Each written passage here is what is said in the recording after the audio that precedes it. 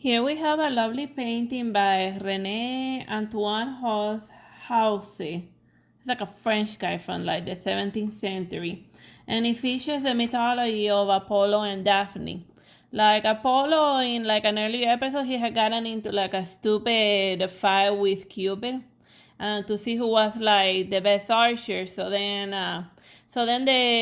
Apollo was the one who succeeded in killing the giant snake Python, he then poked fun at Cupid for it, and then he said, "Oh, I'm the better archer." So then, since he poked fun at Cupid, Cupid got to get his revenge against Apollo.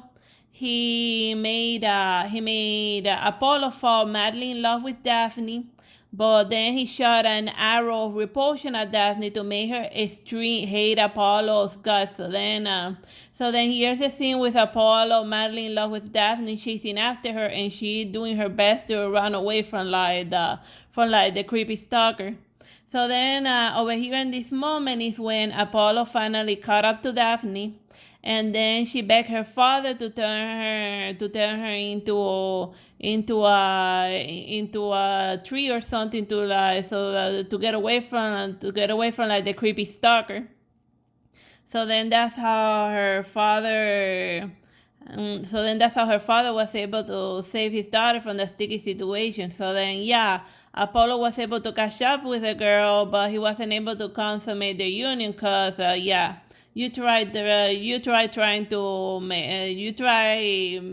to make love to a tree and see how many splinters you get out of that.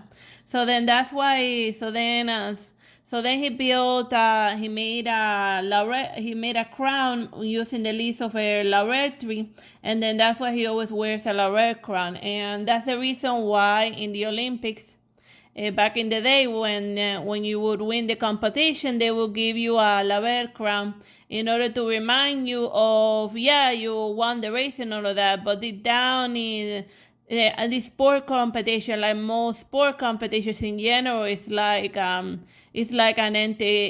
empty victory because, yeah, he caught the girl, but he wasn't able to like make her his pretty wife. So yeah, that's just something to consider the next time you see in the Olympics. Whenever you see anyone wearing a laurel crown, it doesn't represent victory; it represents an empty victory. Cause you don't really, you get what you want, but not like you get the thing, but you win even though you lose. I hope you find this art factor amusing. Bye bye and God bless.